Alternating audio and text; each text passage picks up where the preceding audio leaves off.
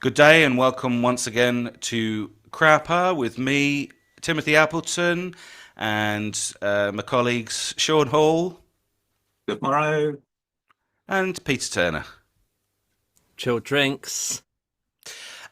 Now, today we're going to be looking at this is a kind of a follow up to our best top 10 bands of the 60s, not including the Beatles and the Rolling Stones episode.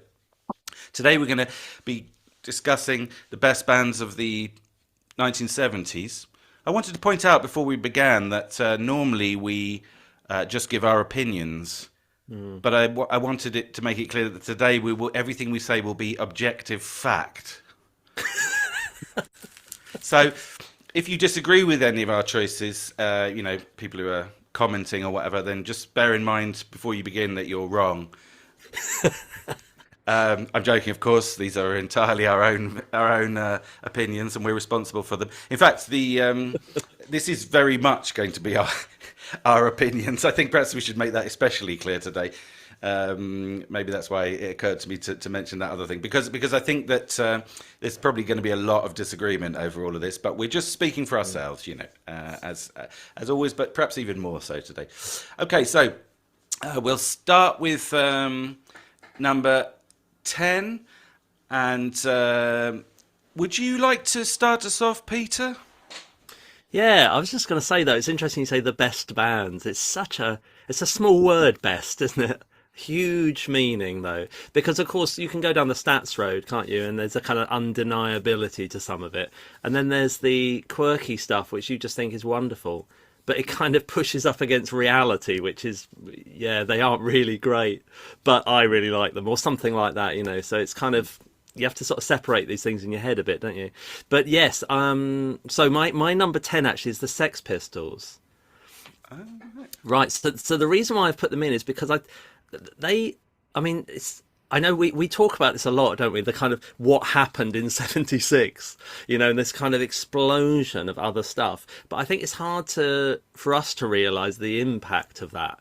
Because I was like 3 years old at the time, but it must have been monumental. It's sort of like a wall collapsing on top of you or something. And the Pistols' first album, I mean, I still really like it. I think in a way, it can be a bit overplayed, maybe a bit overrated musically, but it comes in with such force, that doesn't it? It's not, like American punk. Sorry, American people, but it's just not the same thing. And I think the Pistols are sort of just a wonderful sort of mishmash of stuff that has barely anything to do with music, but it happened and it was really significant. But in terms of longevity, very short. I mean, this band did not last very long at all, and so yeah, I put them as my number 10. All right, great. Who are the Sean? What were you going to say? No. Carry on. Carry on. You looked pregnant with comment. Anger. I was going to say, who are the American Sex Pistols? It's the Ramones, isn't it? The Ramones, yeah. Yeah, and they're nothing like them at all. All right, good. Well, I'm glad they got. Yeah, they did one very significant album, didn't they? And I think that they're definitely worth a mention. I mean, it's the first time we've sort of entered into the world of punk on this channel. But I imagine if they'd done a second album, though. God. Sean, your 10, please. Well, this will interlink quite nicely with Peter's choice.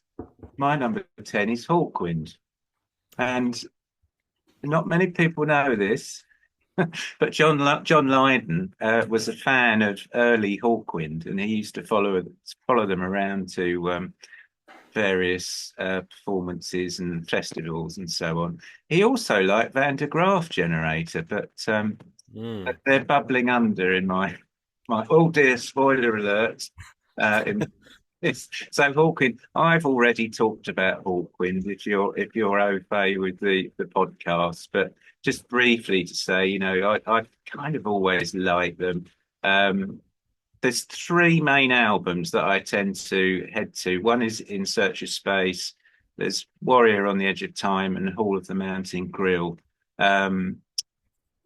all of those have got Lemmy on, who obviously went on to form Motorhead, and he famously got dumped in a field, I think, after a gig because he basically was into the wrong kind of drugs. So poor Lemmy, but he didn't do any harm, did it? So let's be honest. They're quite influential in some respects. Obviously, like we've mentioned, John Lydon's sort of punk thing. Um, Obviously a bit hippie-ish. A hangover of the sort of psychedelic era. And there's kind of elements of krautrock mixed in there with the sort of the rhythms, what they describe as the motoric rhythm, that sort of ongoing, never-ending drum pattern. So I've always liked them. I went to see them in the sort of mid to late 80s. And I couldn't see them actually because there was just a green haze of smoke. I don't know what it was, but they made a big impression on me. So yeah, that's my number 10. Brilliant. Yeah, I always say like when someone leaves a band, they say, why is it? Well, musical differences. But in the case of Hawkwind, it's actually like chemical differences. I think that was it. Quite scientific. Yeah. Brilliant. Okay, lovely. Good choice. So my number 10 is Black Sabbath, and I think that me and Shaun were discussing them the other day. There's a plug. Yeah, go listen. Please. Yes. So I think that they, as I said in that episode, I think they're, I was talking about, the for itself versus the in itself. In German idealist philosophy, I think they're heavy metal in itself. Like they're in their own world, and I think that they're the sound of sort of British working class depression, basically. Made productive. And I think that, Tony Iommi basically invents a new way of playing the guitar, and then they spin all of this material out of it. And I think that they're doing something completely unique in that sense. I think that people love the first three albums. I've mentioned before that I actually like them a bit more as they go on. I like them from Volume 4 through Sabotage, because I think that I like it when Ozzy really starts singing instead of sort of following the chords, like doubling the guitar riffs and things, which is happening. Because I think they're still kind of like, they're trying to work out what they're doing a bit at the beginning. And it's very, as I say, it's a very in itself sort of thing. And then it gradually gets a bit more open and a bit more ecumenical, might be the word. And I like that a bit more. But I think, just sort of great sort of body of work, really. And I think that that's going to be a factor for me in this conversation, is whether a band has a body of work or not. Registered trademark. No, yeah. So yeah, that'll be a factor for me. But yeah, so that's my number 10, Black Sabbath. Shall we go to number 9? Peter, what's your number 9? Well, it's just so hard to do. My number 9 is The Police. Now, of course, the Police are mainly seen as an 80s band, and their first album in 1980, Zenyatta Mondata, started off this kind of echoey thing that they started doing more poppy. But they had two albums in the late 70s, Outlandos de Mil and Regatta de Blanc, which I think are, they're good punk albums, but they show so much more in them. Stuart is an incredible drummer. I mean, he's one of those drummers that people do speak about, and he also speaks about himself. He's a bit like a Ginger Baker, isn't he? He sort of rates himself very highly as well. And of course, Andy Summers, really interesting guitarist. I mean, if you'd never heard the guitar solo to Driven to Tears, it's a stark moment of like weirdness, and you think, it's like no one would come up with anything like that, and he sort of comes out of a completely different world of music. And then of course Sting, who went on to be an incredibly successful writer, if not kind of at the moment maybe our biggest solo act in this country, really. I mean, just popular everywhere. So I really like them, and I think the first two albums, although they were a bit old for punk, I mean they do admit that they were kind of late mid to late 20s, which was old for that time. But those two albums set a kind of an unusual form of it, I think, which is they know they've got to get in through punk because that's the way to get into the mainstream. But the songwriting is really good, and I think they relent to it, which is this is actually what we do, isn't it? And there's reggae in there, and there's sort of jazzy parts as well. Those two albums, I think they are remembered mainly for the singles. I think So Lonely and Message in a Bottle and things like that. But they're a couple of really good albums, and I've always been a huge fan of the three piece, and you can really hear it on those albums as well. You can hear what they would have sounded like live, and that gets sort of drawn out more and more as they sort of go into the 80s. But I think they're quite raw albums and just great writing. Bed's Too Big Without You, songs like that. So yeah, they're my number 9.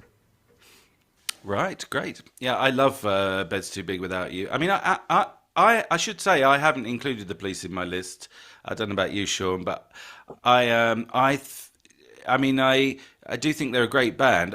For me, they're sort of on the cusp. They're sort of halfway between the 70s and the 80s, really. Yeah. So I think it wouldn't necessarily occurred to me to include them.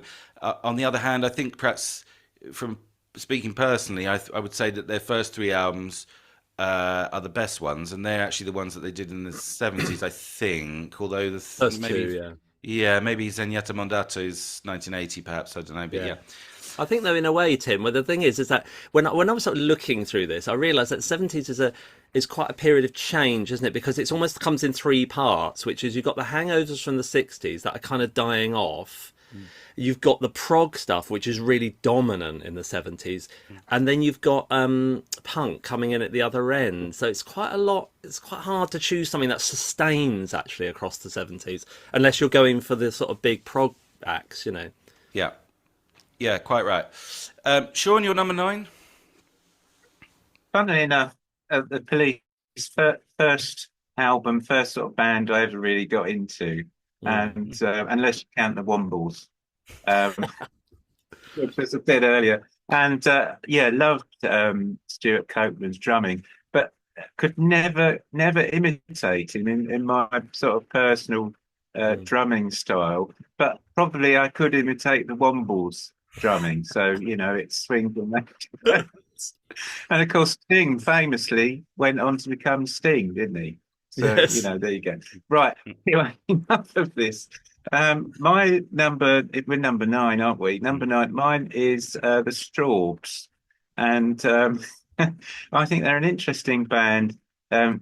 Basically, there's two main albums that I dip into a lot. The first is probably the best, which is From the Witchwood, which is 1971 with Rick Wakeman. There's some amazing, it's very sort of folk oriented. I mean, the title track Witchwood is sort of quite a dark sort of folk tale, basically about a man getting lost in a forest. So it's a little bit sort of Hans Christian Andersen-esque, I would say. I love that album. Then you got Grave New World. You got Benedictus on it.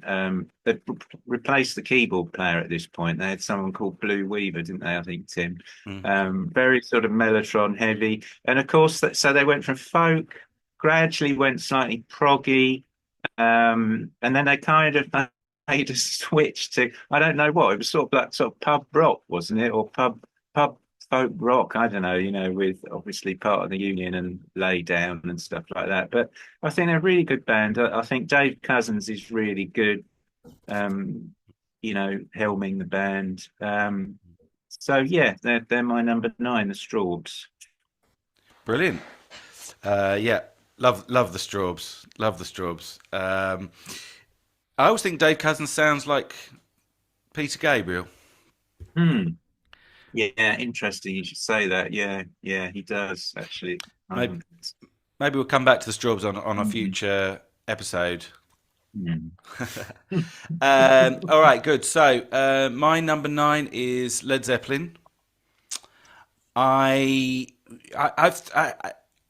had some dilemmas putting this list together. I wasn't. I think Peter was alluding to this earlier. I wasn't really sure. We said it would be just our personal favourites, basically, because that simplifies things.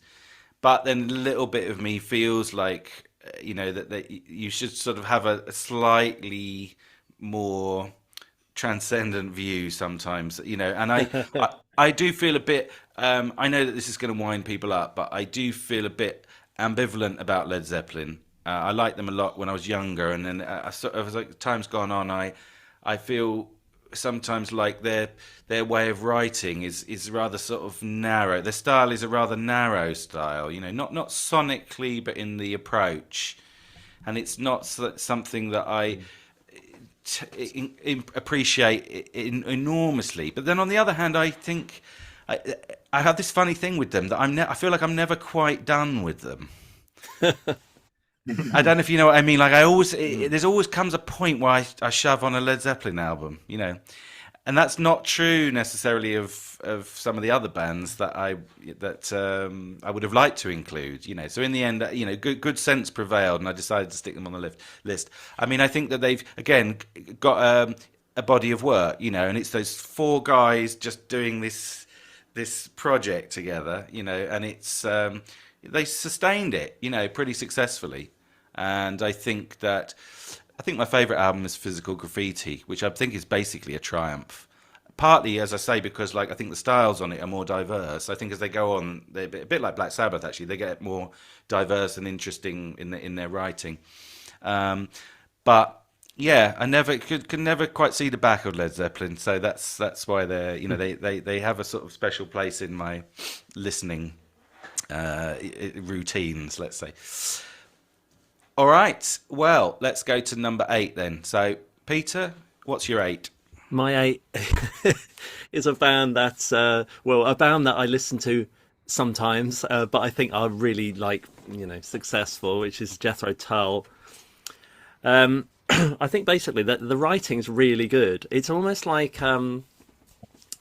too good for people sometimes. I think I mean, it's odd, isn't it, to think that sometimes bands are really good at something, and that's sort of why they're not that popular, is because it's kind of way beyond what the people what people want to hear necessarily. They are very stylized, this band, as well. The way they look kind of, I think, alienates people, but their impact on the prog world is really big, and I think that thick as a brick, is just unearthly brilliant. It kind of, it's just descended from somewhere, that album.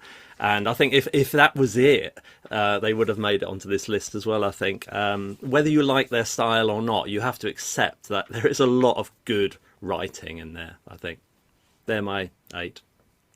Great. Shaun, what about you?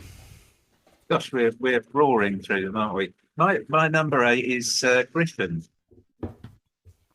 who recently, I think, played at Colchester Arts Centre, and I nearly went. I should have gone. I think they're a really quirky band. I think they're very unusual. I think they drive some people up the wall, because they're sort of they began as a sort of medieval folk group, Covers band.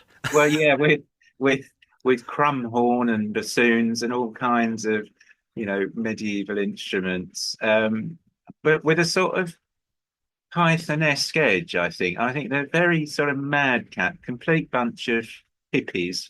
Basically, they know their music. I think they're all mainly Royal College graduates. Their head was turned towards prog. I know they supported Yes, and they gradually gravitated towards that sort of rockier sound. My personal favourite, so I love Red Queen to Griffin 3, which is, I don't think there's much in the way of vocals. It's all sort of it's just music, extremely proggy, completely off the wall, twisting and turning, mad. And then Rain Dance is full of slightly more structured songs, and they do a cover of Beatles song, don't they? Mother Nature's Son. I really like that. But then it sort of all fell apart with the start of punk, basically, which is to be expected. Yeah. They released the album, and they really sort of tried to adopt a sound very similar to Yes and sort of Steve Howe, and alienated all their fans. who, and basically nobody liked them anyway. So that was the end of them until quite recently. And I think they've sort of, tried to make a comeback of sorts. But I think they're a really unusual band. I can't imagine, you know, there's a huge fan base for them, but I like them. I think they're smashing. Great. Yeah, I mean, it's sort of the Sex Pistols were mentioned earlier. You can imagine the Sex Pistols almost having been invented in order to get rid of Griffin. Yeah. in a lab. Yeah. It's in Malcolm McLaren's lab in Carnaby Street. Yeah. Right. Lovely. Yes. Rain Dance is my favourite, I would say, by Griffin. Love it. Love that album. Now, my number 8 is Jethro Tull. Here you are. High five, Peter. In fact, it's your number 8 as well, and I think you basically said everything I wanted to say about them as well. I think that I mentioned before that to you guys that they were they've been my number 1 listened to band on Spotify for the last 2 years, and I can't really work out why. But it doesn't make any sense. I wouldn't count myself as one of their most among their most avid fans. But on the other hand, they do, again, a bit like Led Zeppelin. You can't quite you keep coming back to them. There's something that there's so many albums, and there's so much to explore. And I think that quite a lot of it's quite good actually. Although you have to keep listening to it, in quite doggedly in order to work out which are the good bits, So that kind of keeps you interested in a funny sort of way. But I think you're also right, Peter, that there's only really for me there's only a couple of albums that I really love by them. I would Aqualung and Thick as a Brick. Basically, I can't. I think they're masterpieces. Those two. They're sort of pretty close to perfect albums, and they haven't got many other albums that I think come close to those two. But on the other hand, all the other albums are filled with little nuggets of interesting writing, aren't they? And the other thing, I think you were saying, Peter, this sounds like a comment on a protracted comment on what you were saying, but you were talking about their sort of image and their style and their character, and I think that there is this performative thing about them, isn't there? Where I think Ian Anderson is a remarkable, rock star. Really, he's amazing to watch, really amazing to watch and to listen to, and that stuff that he does with the flute. Have you heard those lengthy flute solos he does live? They're just astonishing, really. And it sounds like he's been playing it for 100 years, and yet he only just picked it up like 2 years ago or something. And a brilliant lyricist as well. Like, he never writes bad lyrics, I don't think. They're always interesting, like properly poetic lyrics. So I think I've said enough. But I think we've said it before about this is the age of performance, isn't it? People were performing then. They gigged. That's what they did. So playing generally was something that was what they were great at, wasn't it? Performing. But he is a wonderful performer. Yeah. Yeah. I've seen them live a couple of times, and it's unforgettable, his performance. Right. Let's go to number 7 then, Peter. Oh, sorry. Carry on. So it'd be great if Shaun said, "No, I don't want to hear number 7." So my number 7 is ELP, Emerson, Lake and Palmer. They're a really huge act. I mean, they were really big. I mean, they professed themselves as being great, didn't they? And big, and everything was so over the top. I'm not sure that they were completely in the public conscience until maybe that fanfare for the common man, is it? Which was like a big thing, wasn't it? I know it was all to do. Was it to do with the Olympics or something like that? And so suddenly they were like, might as well have been. Might as well have been. They recorded it, didn't they, in some sort of the video, in the stadium or whatever. I think that's kind of brought them into but that's like 1977. They've done lots of stuff before they get to that point. They're all really great players. I know people do go on about Carl Palmer a lot. I mean, I read something online the other day. There are great drummers, there are brilliant drummers, and then there's Carl Palmer, and I thought that was probably pushing it a bit. Um, I mean, yeah, they are great musicians, I think, but really, I think Keith Emerson is just like sublime. I mean, amazing what he does, and I love the theatrics of what he does because it's obvious he doesn't need that big thing behind him with all, like the looks like a switchboard from a sort of 1940s phone line or something. I'm sure he doesn't need all that, but it looks fantastic. Well, Brain Salad unless he's taking a call during the show. yeah.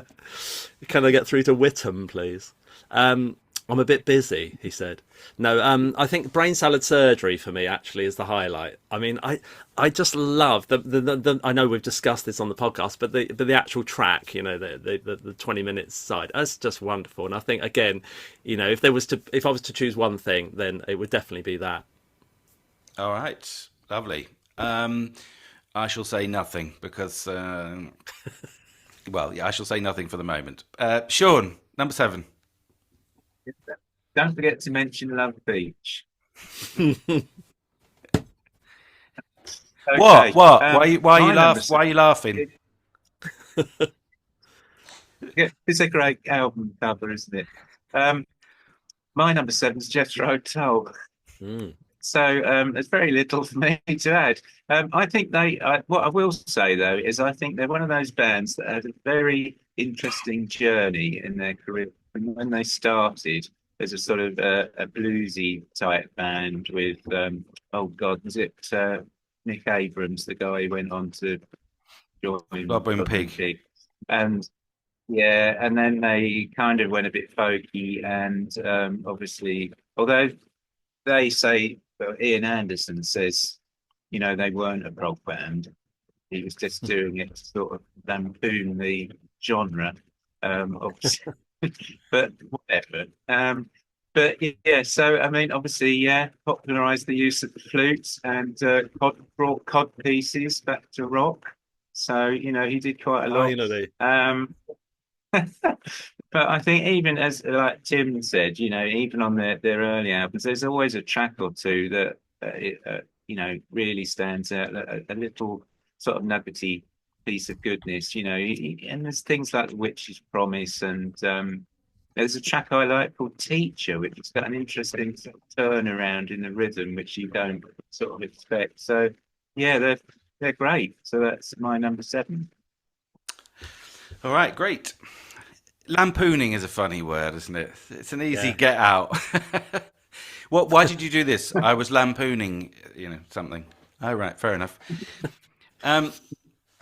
Yeah, okay, good. Well, my number 7, we're going around in circles here. It's ELP. Yeah. This could only get worse, this circle, I think. I know. Hopefully there'll be a couple of surprises in here, but I think they're what more can I add?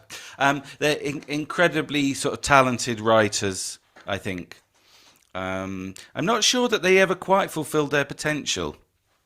That John Peel quote about ELP are a waste of talent and electricity. When John Peel was lampooning them.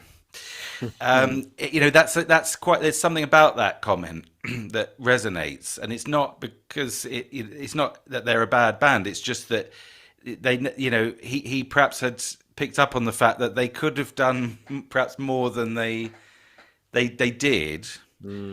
On the other hand, what they did was pretty bloody good.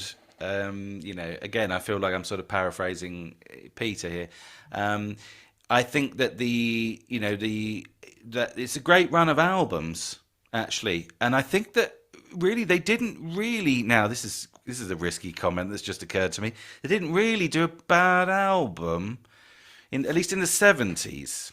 You could like some more than others.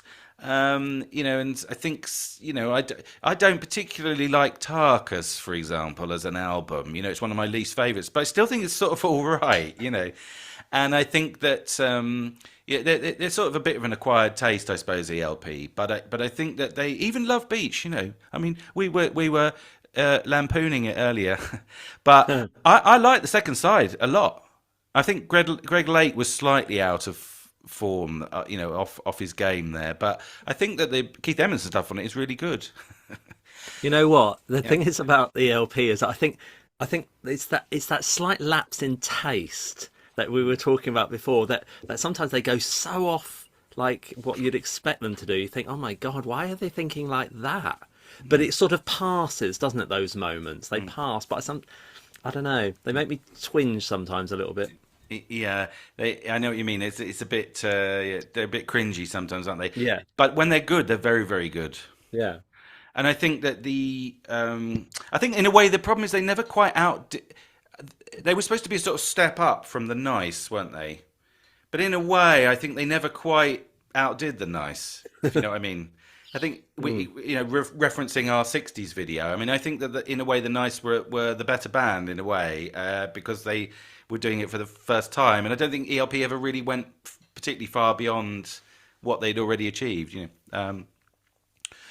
All right, lovely. Well, yes, we are racing through these. So let's go to number 6, Peter, if you will. So for number 6 for me is 10cc. And I think the thing is, I always thought they must be such nice guys. I don't know why. I always imagine them to be like likable guys, and I think that's a kind of you don't expect that, and also it's sort of nice to see and nice to imagine. And I think it just comes out through the personality of the band. I think they're the closest band actually to having like a fully formed personality. Actually, I mean they're sort of all over the place. They're not afraid to do the humour. They do it well and sort of satirical and things, and with good writing as well. So it can fall flat. It can fall flat, but generally it doesn't fall flat. And they are a complete one-off. I mean, there's just not.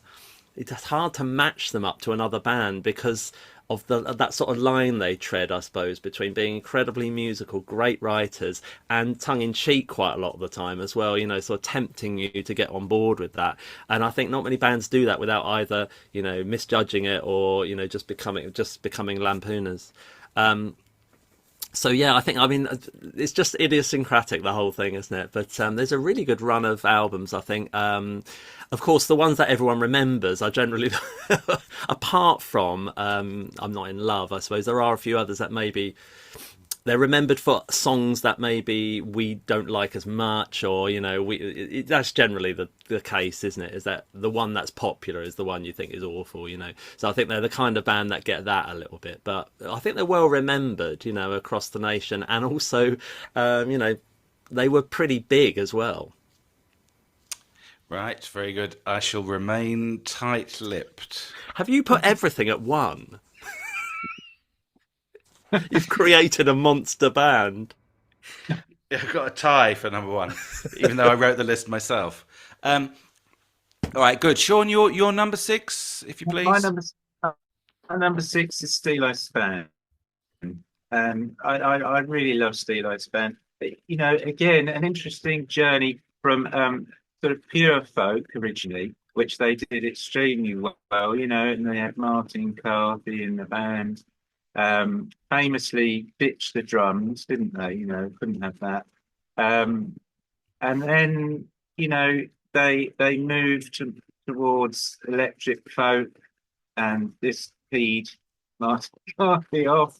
They recruited Bob Johnson on guitar, and I like the whole sort of journey of Steel Span up to All Around My Hat, but I would just single out a couple of albums I go back to, probably the proggier albums, which are Now We're Six, and Common as a Crown. And you've got songs that I really love, Thomas the Rhymer, 700 Elves, of course, a great song about some elves coming to annoy a local farmer and eat all his food and produce. So, very contemporary ideas. And on Commoners, they do one of the child ballads. So it's a track called Long Lankin, and I think that's extremely dark. But I always think this is their stairway to heaven, and it's basically about a murderer who lives on the moors, hiding amongst the moss, and basically waits for the Lord to leave home. Uh, finds a little secret entrance to his castle, gets in, and between him and the nurse, they entice the lady of the house downstairs, slit her throat, and then kill a baby and bleed it to death. It's a wonderful song. I'm not really selling. ITV drama. It's fantastic. And then, of course, on Commoner's Crown, I think it's got a fantastic album cover actually, because it's at first glance it's a little crown, and it looks sort of mossy or something, but it's actually made out of little people. I think that's fantastic. You know, it ties in with the title Commoner's Crown. You know that when Queen Elizabeth died, you know, she was they made the point she was, you know, the servant of the people, you know, and that's what that reminded me of this image. I think it's a wonderful cover. And then of course they got Peter Sellers in to do a track called New York Girls, and he did a bit of ukulele and some sort of goon George impressions. Formby impressions. So yeah, they had a sense of humour as well, and obviously this all built up to All Around My Hat, and then it all went straight afterwards, and they got it, and there's no way back for them, you know. And that's the tragedy of the folk rock boom of the 70s. It just died, and yet, really, you know, it was like the people's music in a way, you know, folk, and I suppose it morphed and it adapted, but Steeleye, there wasn't really a way back for them. But anyway, I love that run of albums from the, you know, late 60s into to Hat. Great band. Well, actually, that Commoner's Crown cover, of course, is a reference to the front cover of Leviathan by Thomas Hobbes, which apparently was written by Hobbes himself. He had this idea, you know, Hobbes was writing during the English Civil War, and he thought that what England really needed was like a powerful king, you know, to kind of to bring order where there was, you know, there had previously been chaos, basically, and he apparently drew the rumor is that he drew the cover himself, and it's the king, but his body is made up of the body of the people, you know. So there is a sort of conservative reading of that cover, but you know.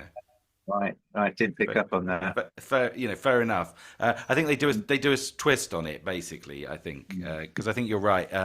They are a sort of people's band. A bit like Hawkwind, you were saying in your podcast episodes. You're into people's bands. Now now my number 6 is Steel Eye Span. Great. God. So I'll just keep talking. I mean, yeah, I think that you're right. I think that I included Fairport Convention controversially. You know, it's been written about in newspapers and so forth. In my list of the top 10 60s bands, because my argument was that was when they did their main work, their most important work, and I think that Steel Eye are sort of the heirs to Fairport in the 70s in that sense. Paradoxically, actually, because they were started by Ashley Hutchings, who was from Fairport Convention originally. But yeah, I think, I mean, you said it all, but I think that I would say that they sort of take the best of the English popular song tradition and they turn it into really exciting rock music. So, I mean, what's not to like, you know? And I agree with you. That run of albums. I mean, actually, say that run of albums, but I would perhaps say that all of their albums are good until Rocket Cottage, because I agree with you. Rocket Cottage is where it goes off the rails. Although I do very much like Sir James the Rose. You know that one? I think that's a real. I think that's probably the only good track on the. But and no, there is one other. Fighting for Strangers. Is it that weird one about? No, where they go. It's like an early rap song, but done as a folk tune. It's very, very weird. But yeah, apart from that, it's fairly execrable. But I really like the first album. I like Pleased to See the King. The second album, I think, is awesome. 10 Man Mop. The third album is a bit patchy, isn't it? They obviously realised that there's something was going wrong, so that's when they. Politely asked Martin Carthy to leave, probably. Apparently they thought it was going too Irish and they wanted to make it more English at that point. And then, from like Below the Soul onwards, there's a whole run of really brilliant albums there. I mean, gosh, if you've never discovered them, you know, go and check them out straight away because they're Have, amazing. have you seen the? I think it's Dave Pegg, the violinist. Uh, Who's the violinist? no, it's In sort of, sorry, Fairport Convention. Sorry, I'm thinking of here. Dave Swarbrick. Right, Dave Swarbrick. Sorry, just sort of folk connection here. Have you seen the footage from the very first Glass Festival with him? It's really good. Yeah, yeah, yeah, yeah. It's amazing. There's a whole sort of, it does like 10 minutes with someone. I can't remember what band it is, but it's 1970, so I don't know whether that would what it'd be doing at that point. But Yeah, I mean, he kind of took the lead in Fairport Convention in the 70s, mm, and he was great, Dave Swarbrick, and he wrote a lot of really good stuff. I'm sure Sean would agree with me on that. It's just that the albums weren't quite as exciting, I think, from then onwards. Oh, mm. we seem to have lost Sean. Um, well, while we wait for him to come back, Maybe he's just focusing. yes. While we wait for him to come back, shall we go to number five, Peter? Yeah, we're getting there. Number five. This was a bit of a dilemma for me, this one, because I mean, I've got my list of also rans is quite long, and for some reason they couldn't get onto the list, and it's for various things. But my number five is actually Queen, so which have beaten, a fair few big bands there. And I think what it is that if you take like Tie Your Mother Down, like a song like that, and you just think, well, it's a bit generic rock and roll, this, isn't it? But there's something about the writing and the way it's performed, and Freddie Mercury, who wrote so many good songs for them, I mean, just brilliant songs. There's something about that. They just turn it into something so much greater than what it actually is, and you think no other band would do it that well. And he just leads from the front brilliantly. They're also very, very experimental in the 70s, aren't they? Multi-layered. It's like there's always another layer to put on, isn't there? You wonder how they decided to stop. Sometimes you think, well, there's so much going on in here. They used the studio, I mean, like no other band, really, didn't they? They just saw it as this massive instrument. They could sort of bring in whatever they wanted. Incredibly British. There's sort of that they've got that sort of humour and personality and the jokes and everything that go with it. I think beloved by the British, really, aren't they?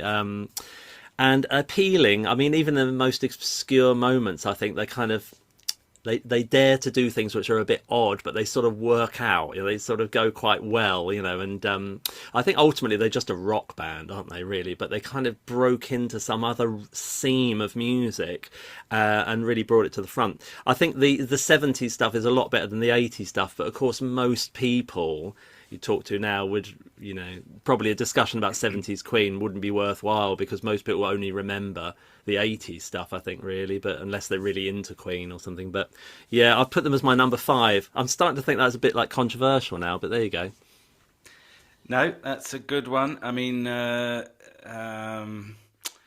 I've got things to say about that, but again, I think I'm not going. I'm not going to get into it yet. Save it for court. Well, I mean, maybe I could. I mean, the thing is that I put them up, I put that on my list of also rans, Yeah. right? Because I think that they are, while we're on the subject of Queen, let's just stick with Yeah. it. Let's just savor the moment. I think that they're just when they're good, they're so good. Mm. And I think my problem with Queen, the reason why they didn't make my list, and the reason why I don't sort of listen to them more, is because I think when they're bad, they're not good. They're really. Yeah, bad. They're horrid. So, Mm. I find it difficult sometimes to get on with their albums. I think that's what it is. I suppose I'm an albums orientated person. I do love A Day at the Races. I think Yes. is an amazing record, a masterpiece, really. Not I don't like A Night at the Opera that much, but that's my thing with them is I'm sort of hot and cold on them. But yeah, I don't know if you wanted to add anything, Sean, or I don't mind Queen, but I'm not a massive fan. I admire them, I think they're a great bunch of lads, but no, I've never been a particular fan of Queen. Apart from maybe some of the very early stuff, I think slightly got frog element, but and they're a good band, but yeah, not on my list. all right, good. Well, look, what do you have at number five, Sean? Well, number five, it's Led Zeppelin. So, do you know, I knew of them quite early on in my youth. Didn't particularly like Robert Plant singing, if I'm honest. I always thought it was a bit screechy, a bit. We were talking about Janis Joplin, and to my youthful ears, didn't particularly like it. But what I did like was the drumming and the bass playing. And my dad had an old it was a 3 speed, or it actually had 16 RPM on it on this turntable. And I used to get hold of a very old copy of Led Zeppelin 4 and slow the drums down. 16 RPM. And that's how I sort of, it's terrible, isn't it? The hours I wasted doing that, listening to John Bonham very slowly. Uh, I still think he's a fantastic drummer. And again, a good run of albums. I think, well, all the way from one to three, imaginatively titled. I mean, three is the controversial one. I mean, I like that. It's got gallows pole on it, hasn't it? And it's a bit, tangerine, but very sort of folk tinged. Oddly enough, I was watching a documentary with Ozzy Osbourne, and he said that they dropped a clanger making Led Zeppelin 3. He said, well, we thought they were really good up till then, but they made a big mistake going folky. But I don't know. You can sort of see Led Zeppelin 4's the big one, isn't it? Stairway to Heaven, and then they're great all the way up to Presence when they're just, I don't know what happens, but guitar playing seems to really go downhill, in my opinion. I think John Bonham's still good. Whatever track it is, I think John Bonham played really. Sean, do you rate Houses of the Holy then? Oh, Houses of Holy! I'd totally forgotten about that. See, this is the out. I think in a way, if you get rid of the first sort of two albums, or maybe Physical Graffiti as well. Actually, I always really liked Houses of the Holy. I thought it was, although Robert Plant's voice has got to some weird point at that. The actual songs I quite like. Yeah, that is a good album, isn't it? Big follow up. The cover's a bit. Yes. But it sort of goes in the blind faith category, doesn't it? Where you want to put it in a brown paper bag. Yeah. They actually did later on, didn't they? Within Through the Outdoor, which is the album, actually the cover of In Through the Outdoor. No wonder they put it in a brown paper bag, is it? I've seen Page and Plant. Obviously, never seen Led Zeppelin. Too young. Would only have been 9. So that's my number 5. Can I just say, I strongly dislike Houses of the Holy.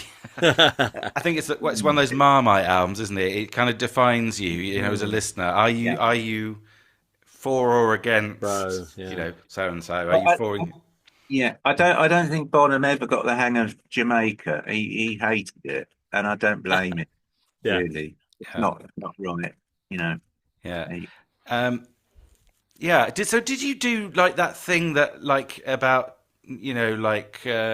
probably around the same time that the early American rap bands were doing, of slowing down the opening of when the levee breaks, to sort of 16 RPM, in order to analyze it. Yeah, that's weird, isn't it? You could have been in the Beastie Boys. I could have been. Yeah, could have. Yeah. All right, good. Now my number 5 is 10cc. I think that. Yeah, I mean, Peter said they were a nice bunch of lads. I mean, I'm not sure about that, but I don't know that. You don't know that for a fact. I think they're amazing, 10cc, and this is my opportunity to put it on record. I think they're incredibly underrated band, really. I think they're they're the most sort of intelligent, pop band of the 70s, I would say. They had something, it was sort of family resemblance they bore a family resemblance with, some of the glam bands, I suppose. Mm, But they're nothing like that. I mean, they're no. 100 times better than that, I think. I think they call it power pop, don't they? It was the sort of thing that Wings were doing around the same time. I mean, I think again, they did four amazing albums as a four piece, and I think that those four albums are definitive. Really, they're just masterpieces. Now, is that enough, to make them a sort of favorite act? I mean, the album after Godly and Cream left, Deceptive Bends, is pretty good, but you lose, of course, the sort of Godly and Cream madness at that point. And Godly and Cream never really did anything that could match up with the early 10cc stuff either after that point. So it was kind of, I always think it's little bit of like a wasted opportunity, that the whole thing. And I think it's a shame. I think if they'd have done eight amazing albums instead of four, I think they'd be a candidate for, the 70s Beatles, this sort of Yeah. coveted title, which we've kind of discussed before. I think they have the same range and scope as the Beatles, of course, like in terms of composition, without having any, without being anything like the same cultural phenomenon. But I think that the songwriting talent is absolutely exceptional. My sister, I wasn't going to tell this story, but I feel like it. My sister's a professional musician. She's a classical musician, and she doesn't have much time for pop or rock music, really. I think they sort of consider it a bit, her and her circle consider it a bit lowbrow, really. But she happens, because she's my sister, I've sort of forced her to listen to various rock bands over the years, and she's listened to 10cc. And I remember her saying to me once, "Oh yeah, 10cc. Oh yeah, I know that song." She said that this is like the best. This is like the best pop music ever gets, basically. She said something like that, which was an offhand remark, off the cuff remark. But I just think, like, that's how I feel about them as well. I think that they're basically like one of the best bands that ever existed. And I don't really know where they came up with it. It came completely out of the blue, and it ended much too soon. Anyway, that's my number five. All right, Peter, your number four, please. It's going to get very tight here, I think. And the thing is, with me going first each time, I feel like you can fill in the gaps, I suppose, for these. I mean, number four for me is King Crimson. And I think that if you walked up to someone in the street and said, "Tell me about King Crimson," you'd have to talk to a lot of people before they even knew what you were talking about. They wouldn't even understand the words that were wouldn't coming even out of know your what you were mouth. talking about. They would not know, and the reason why is because they're one of those bands that have had a massive influence on other bands, I think. And if a bit like like in fashion, you see the red carpet and you think, who the hell's going to wear that? And it all ends up, somewhere across the world. People sort of this diluted version of it. I think King Crimson are a bit like that. They're like a sort of volcano, aren't they? Of sort of great stuff bubbling up. And by the time it gets out there, unless you are a hardcore Crimson fan, it ends up in other forms. I think they have massive influence over the sort of music, and especially like punk. I would have thought anyway. They had a good run of albums, all pushing the boundaries. They're inspiring these other bands. I don't think the public would know them, but musicians really rate them. And there's just a kind of fiery, to hell with it feel to their work, which just doesn't seem to give a damn what any of the public think. I know, mentioning Radiohead is a little bit like that. It's my first mention of Radiohead. Yeah, I think, they're a band that are curious. They draw you back. You want to know more. You want to know how they think, how they even come up with this stuff. And there are some moments that are just amazing, that bear endless hearing, I think. So for me, they are my number four. Okay, thank you. Shaun, do you have King Crimson at number four? Yeah, yes, you've seen my notes, haven't you? Or you've seen my fag packet. Yeah. So, Oh, I didn't know. Good guess. It was a guess. I think right from the start, they've attracted good musicians, haven't they, King Crimson, and good drummers, good bass players. I mean, one leaves, door closes, and in Yeah. walks, John Wetner's Greg Lake walks out, sort of kind of thing. And you know, same with drummers. I mean, I think every drummer they've had has been brilliant. Obviously I love Michael Giles, and then they had Ian Wallace. Well, he's pretty good, and obviously Bill Bruford, I absolutely love. And I think they're one band that sort of even, I tend to go off bands when they get the nearer it gets to the 1980s. It's some sort of thing with me, Yeah. But I think they're still very interesting in the 80s, to tracks like Frame by Frame, Adrian Bellew, and I think they're a really interesting group. And as you say, not many people would know who they are. Yeah, No. incredibly influential. So yeah, King Crimson at 4 for me. Well, Oh God. I'm starting to get I'm starting to panic here because I'm starting to think that I know because I mean listeners should realise, of course, that we didn't. Well, I should say that we didn't plan this in advance, so we didn't know what each other was gonna we didn't know what the other people were gonna pick. But my number 4 is King Crimson.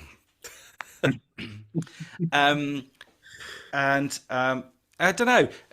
I've got sort of similar comments to you guys written down. I mean, I think that there's okay. Let me go for one of my impossible metaphors. So there's this essay by Freud called "The Uncanny." In English, it's called "The Uncanny." In German, it's "Das Unheimlich." And the uncanny for Freud is like something that you secretly know, but you don't consciously know it, right? And it produces anxiety because you're sort of seeing something ostensibly for the first time, but actually it's already been there in your unconscious, of course. So it's about the split between the conscious and the unconscious. And the example he gives is when like he's sort of like walking through a train carriage and he sees an old man coming towards him. And then he realizes, and he thinks, oh, it's a decrepit old man coming towards, and then he realizes that it's him, in reflected in the glass, Yeah. And David Lynch, who's just died, was an expert in mining, the sort of the uncanny moments in life, things which seem weird, but they're especially weird because they're surprising, but actually secretly you already know what's going on, kind of thing. Anyway, I was going to say that maybe that's King Crimson. Like they're quite obscure, aren't they? As you've mentioned, like most people wouldn't have heard of them, really. I guess they're not like Queen or something like that, and yet always there in the background doing something utterly amazing. And I think it's interesting to think about what influence they had on British rock music, UK rock music, as we're calling it in this video. It's not at all obvious, is it? But really, they're like the sort of unmentioned secret of Yeah. British rock music. A bit like the uncanny, Freud's uncanny. So there you go. Now I'm hoping that we get some variations in the top 3. Sorry. Should we turn it around a bit? I just wonder whether Shaun maybe should go first. All right. So he actually gets to say, because I'm getting the impression it's like like a whirlpool. Everything seems to be getting tighter as we get towards the middle here. That's right, and we're all going to go down the drain. Yeah. So Shaun's number 3, I reckon. All right, let's mix it up. Shaun, number 3. I just before I started, my top 3 are interchangeable, so I think that gives you a big clue. Depends what mood I'm in. So my So you're going to 3, say Slade, The Sweet, and Roxy Music. Shack Attack. How do you spell that? My number 3 is Yes. And I can listen to any album by Yes, and I think that there's always something interesting to enjoy on there. Even stuff with Peter Banks. There's I think something like Harold Land is quite an interesting one on the first album. It's shows a bit of early promise, and Time and a Word's better. But yeah, they really get going in the early to mid 70s. Obviously, Bill Bruford, who I love, one of my favourite drummers. Slight change of rhythm style with Alan White, who's much rockier. Um, Relay is a bit of a, you know, is it a classic album? Do we love it? Do we, do we hate it? I think it's really great. A lot of Yes fans. Billy Joel, he was a Yes fan, and apparently he said, "Oh, they really went off when they did Relay." He said, "I couldn't understand what they were going on about." No. Yeah. Well, he didn't say it that. He said it in a sort of an American He accent. said He can it, get said back it, to you. said it in a South Essex accent. Yeah. Ah, yeah, yeah. But what were you talking about earlier? Because I think an album like, even going up to obviously going for the one, and I really love that. I'd love to do a debate on going for the one. But even on something like Tomato, I think there's some good stuff on there.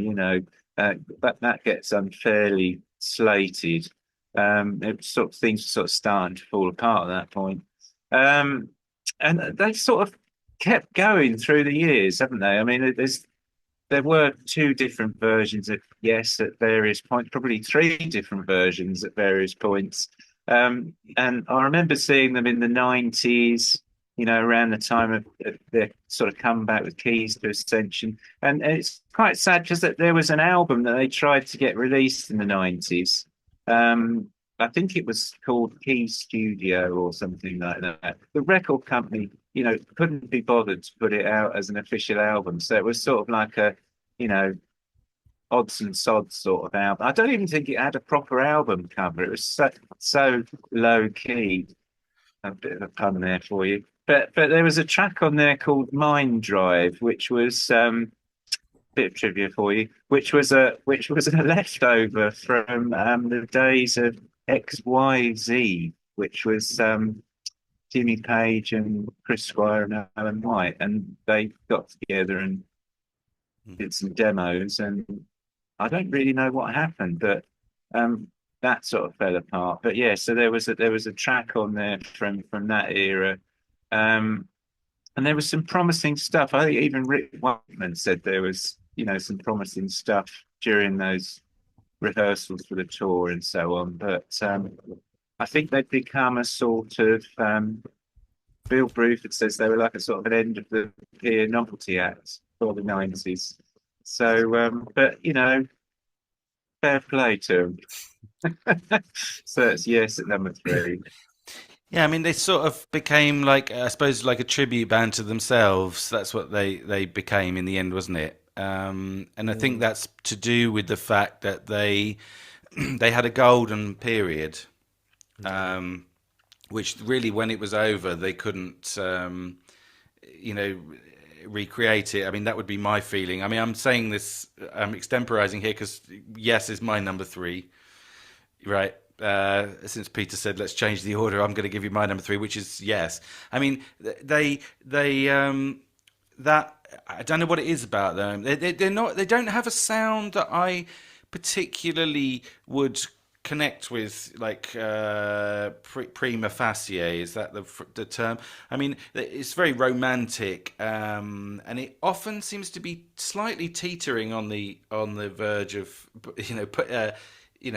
poor taste.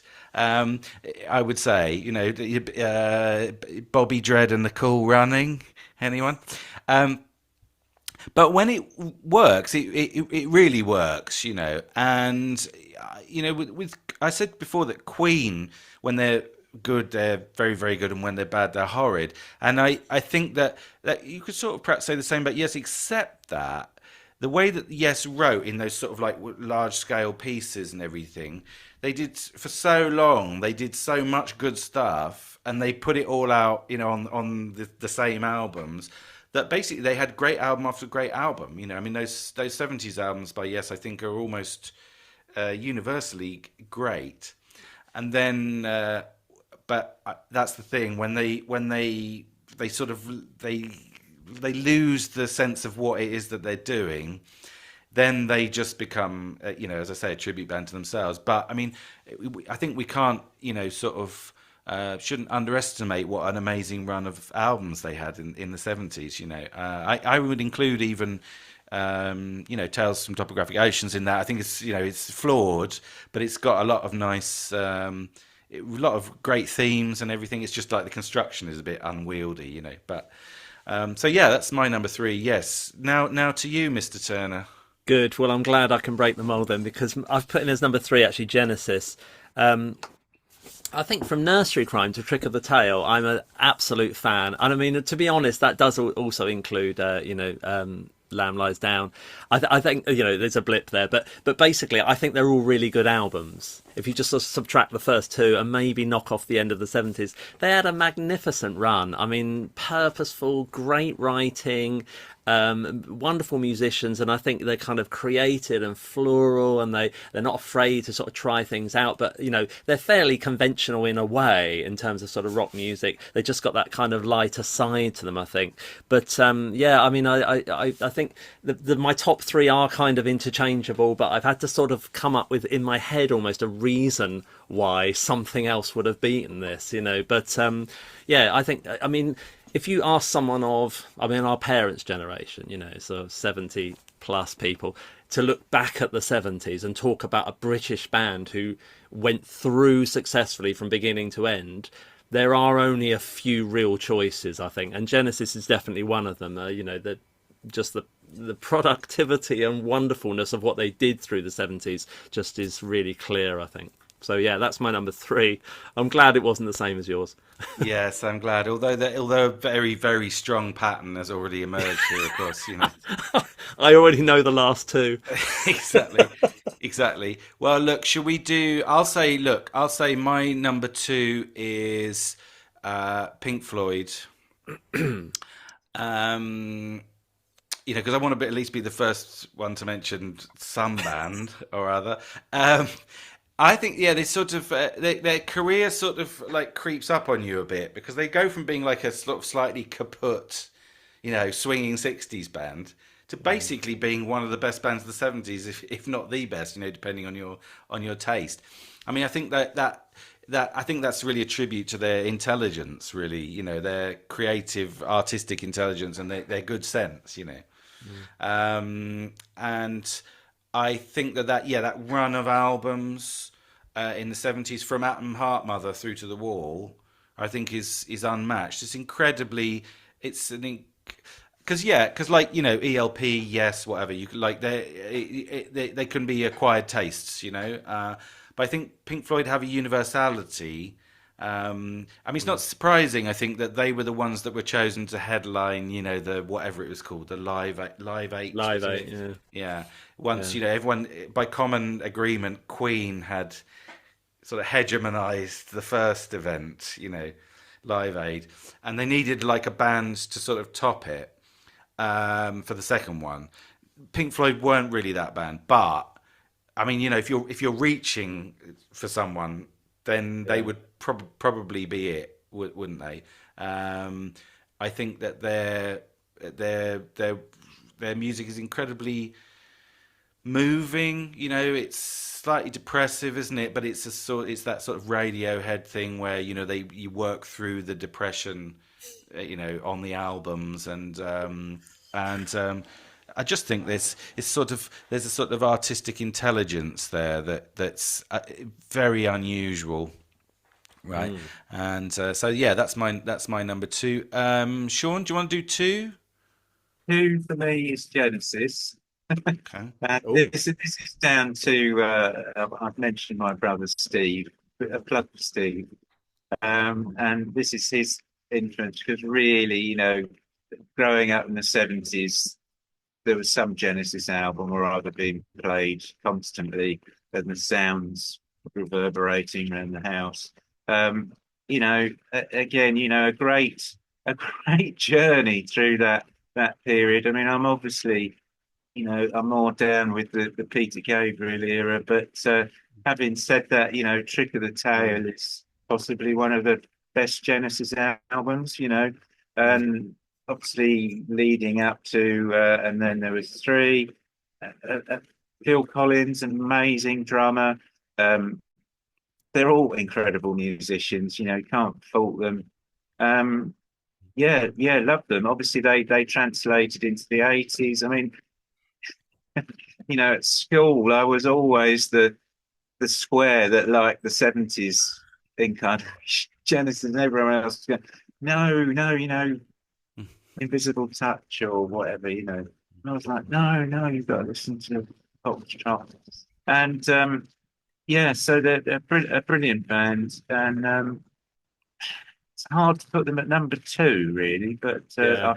I've had to do it for the purposes of this podcast. Sean, the Phil Collins, I mean, he is just the drummer's drummer, isn't he? Because last night I was watching, I think it was a tribute to Eric Clapton on the BBC. There was a sort of Eric Clapton night last night, and they showed him in like 2003 playing at some benefit gig or something, and then somewhere else in the world. And in both clips, they had Phil Collins on drums. They just fly him in, don't they? I mean, they did anyway. They just, who's going to play drums? And it's always Phil Collins. He always just sits in, just plays, doesn't he? Amazing. There's actually there was a controversy about that, wasn't there, over Live Aid? That's the second time I've mentioned Live Aid tonight. That was unexpected. Because he sat in with Led Zeppelin, didn't he? And there's been it was terrible, the Led Zeppelin set, by common agreement. And apparently Jimmy Page blamed him, which seemed terribly unfair. But yeah. So Great. yeah, he was always sitting in on everything. Hardest working man in rock. Yeah. All right, lovely. Peter, what was your two? So my number two is Yes. I think really they're difficult to understand, I think, until you get into their sort of frame of thinking, because they're a bit all over the place, aren't they? Yes, and there's a lot going on in Yes, and there's long instrumental passages, and then this sort of northerner suddenly starts singing, and it's Milkman singing about semi-skimmed and. No, and anyway, so to get to the point, I think what they did was they took rock music and actually pushed it really as far as you could. And I think when you get to like Relaya, I really like Relaya, but I can imagine why it would be like the most hated album. But you have to accept that they are kind of, it's an example of the Radiohead of the day. That's what I think. How far can you push this music and alienate so many people? But they didn't. They took a massive audience with them, and Relaya, big selling album. How the hell did that ever happen? Imagine that happening now. There's an amazing, I think it's a clip on YouTube I saw of them playing Relaya, live, all 20 minutes of it in like 75 or something. Massive audience, just like amazing. And I think their sort of output gets stranger and stranger in that way until it sort of breaks Going for the One, which came out after punk. This is what I always feel it makes me feel proud, Going for the One. I think, oh, this is like 2 years into punk, and there they are coming out with possibly their, one of their best albums, despite everything that's going on around them. They just keep the faith. And so, Yes, for me, is a very close run for number 2, 3, and 1, but I think they're at my number 2. Okay. Yeah, this is all very predictable, isn't it? But yeah, it's nice to hear the reasons, isn't it? I think that's the thing. Yeah, so Yeah. listen, brilliant. Now we've only got one left to go, right? Now I think just before we do that, it's almost just as like a stock taking Yeah. exercise.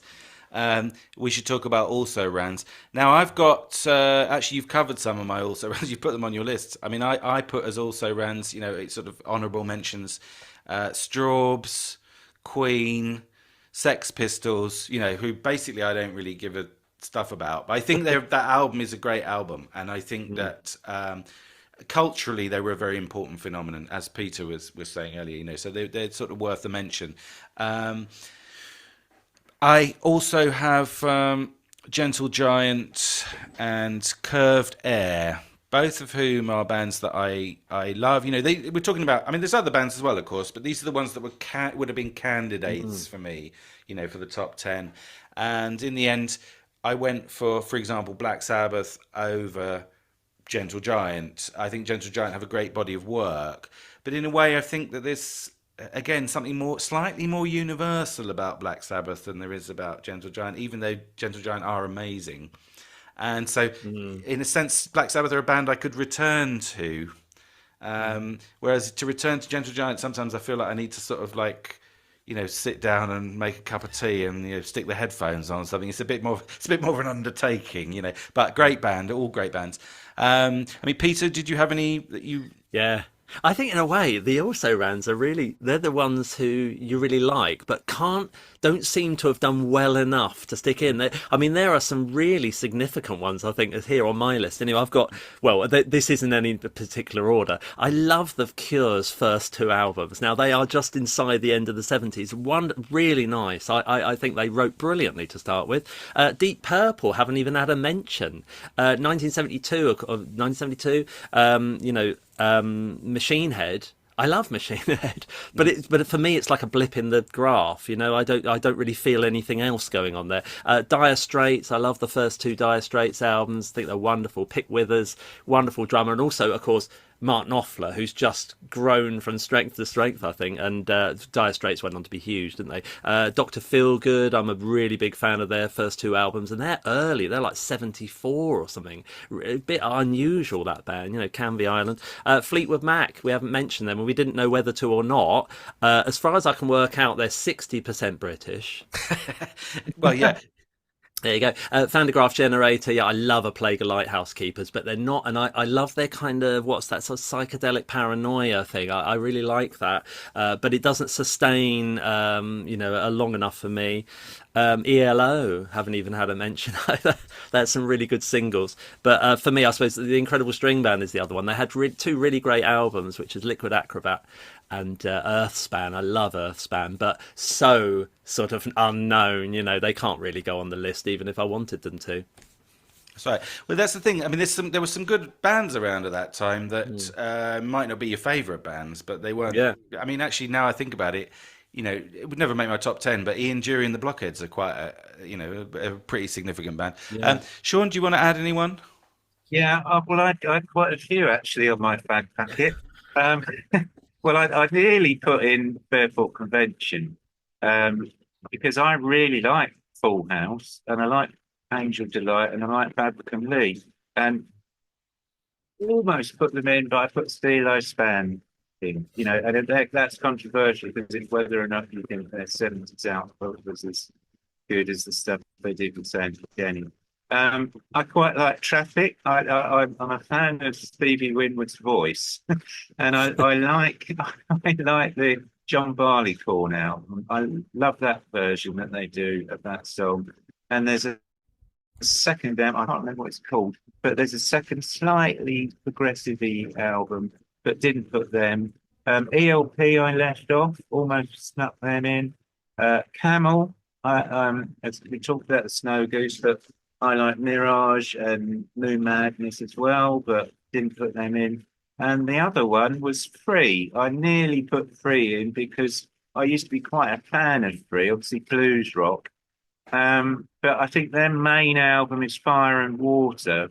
And there's a track on there I've got to mention. I love the song they did, Mr. Big, because it's got this incredible bass solo on there by Andy Fraser. And the drummer, Simon Kirk is a very, what I'd call a perfunctory drummer. He was a mate of John Bonham. But there's something mesmeric about that passage between the drums and the bass, and it gets me every time I hear it. And they are more than just a cock rock band. Actually, some of the lyrics can be, you'd call them, we were talking about this on the Black Sabbath pod, they can be a little bit woke, I think, by more, there's a little bit more going on than just all right now, But there you go, those are mine. The Low Spark of High Heel Boys. That's it. How can you forget a title like that? Yeah, it's interesting, this isn't it? We have to do a follow-up video on all the bands that we didn't bother to mention. I had 8. I nearly had a whole list of 10 for my also rans. Well, I think that what this shows is how important rock music was during the 1970s in the UK. All right, great. Well, let's finish off with number 1. Let's do the traditional order. Peter? So mine is Pink Floyd. I'd love to throw something weird in there, but it's not. I just think they're probably the most successful British act, really, of the 70s. Just an exhilarating output. Everything from Echoes to The Wall, I just think is amazing. I just don't think they put a foot wrong, really. And they inhabit a space, don't they? And the word space is very much them, actually, isn't it? They inhabit this space which is entirely their own. They're never in a panic to get anything across to you. They take their time. They blend beautifully the idea of kind of progressive rock and the large scale with very easy to get ideas, essentially. Some bands, you feel like some of the prog bands were in a bit of a rush to sort of pile it all in, like there's so many ideas and so much infighting.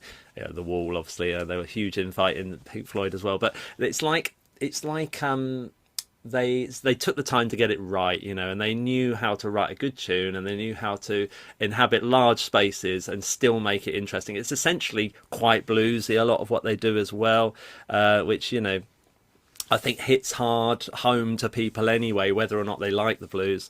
It's just really classic rock, and it's just persistent, isn't it, through the years? This I don't think it falls off in popularity. However, it came at great personal cost, obviously, to them. I mean, they absolutely fell apart. They're one of these classic examples, aren't they? They just, couldn't bear the sight of each other eventually. And that there is a kind of cost to that, isn't there? Greatness, I think, which is they throw their whole lives into it. So yeah, and so I think I've put them at number one because I just think that they probably are the biggest thing that happened in rock music, really, in Britain in the 70s.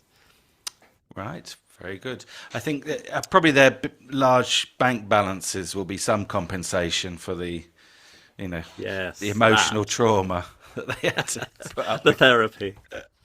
By the way, there was a small slip of the tongue, I think, in there. You said Echoes through to the Wall, but I think you meant Medal, right? Medal, yeah, medal. Yeah, You may as well call it Echoes. yeah, I know what you mean. Yeah, because the first side's slightly underwhelming, isn't it? Medal, yeah. I've always loved Atom Heart Mother. I think it's the first side of Atom Heart Mother. It's something that a piece I always really love. Anyway, sorry, I won't mumble on. Shaun, your number one. Well, I'm going to echo what Peter said and choose Pink Floyd. That's my Yeah, sure. number one. I think that, obviously, they're they became a sort of household name, I think, Dark Side of the Moon and so on. And, even my dad had heard of them, they used to play Shine on You Crazy Diamond during aeroplane displays, for example, acrobatic plane displays at air shows. My dad was a big air show goer.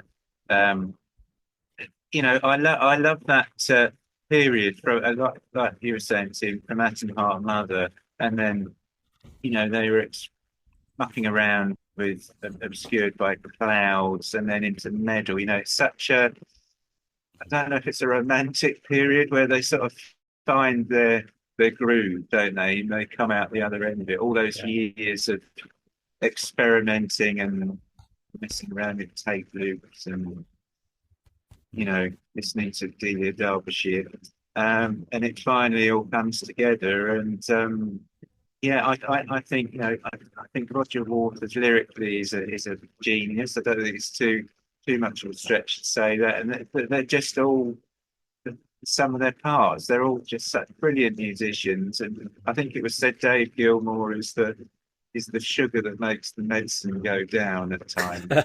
Yeah. So they're a brilliant band, but hard to pick these top three. But I think I'd always go Floyd as number one. Right. Well, great. I mean, my number one, predictably, is the Glitter Band. No. Oh my God. Oh my God. It's Genesis. I mean, I think, Pink Floyd were my number two. I think that I take the point. I take the point that Pink Floyd are a sort of cultural phenomenon. Even Sean's dad had heard of them. I mean, imagine that. But I think that, and I think they're really great. For my taste, Genesis are the more interesting band. I think they're right. Pink Floyd are a bit moody. Like they rely on mood a lot, like just slightly too much for my taste. Even though I think it works a lot, and I think the writing is much more dynamic in Genesis. Think they have a fuller range. So, they have romantic elements, but it's also like it's humorous, and they go from soft sounds to aggressive sounds. Pastoral to sort of almost hard rock. So they sort of did everything, covered everything. I also think I think really this is where the fan element comes in. They're the ones that I trust, I think, more than any other team of writers. Even Pink Floyd, even 10cc, whoever it is. Yes, I mean, I think that they're the ones that you can trust that they're gonna do the right thing. And I think that it produced an amazing run of albums from Trespass. I mean, I almost feel like there are albums that I like less, but I feel like they almost never put a foot wrong in a way. Even get up to Invisible Touch. I know that it's not everyone's taste, but it's a pretty strong album, and I think that they're just very reliable, very intelligent, very imaginative songwriters, and as I say, very dynamic in a way that I don't think the Floyd are, even though the Floyd is sort of the soundtrack to a lot of difficult evenings spent in bedsits. I mean, I think Genesis are the sort of perhaps the more intellectual option, I would say. But anyway, Yeah. that's just me. That's just me. Well. Thank you very much, guys. Those are our top 10. What are yours? Yes. Please tell us in the comments, and if you're very angry, leave a very angry comment, because that's what we like. That's what we appreciate most. Tim, can I just point out although you wouldn't have noticed this, that Led Zeppelin didn't even make it onto my also rans. Now that is something. Right. I mean, a lot of people would be furious about that. So again, if you're furious about that, let us know in the comments, because viewers' fury is what motivates us. Okay, good. Well, thanks very much, guys. Thanks, Shaun. Hurrah. Thanks, Peter. Thank you. And it's good night from me. And we'll see you on the next crapper in the couple of weeks or whatever it is. Ta-ra! Bye.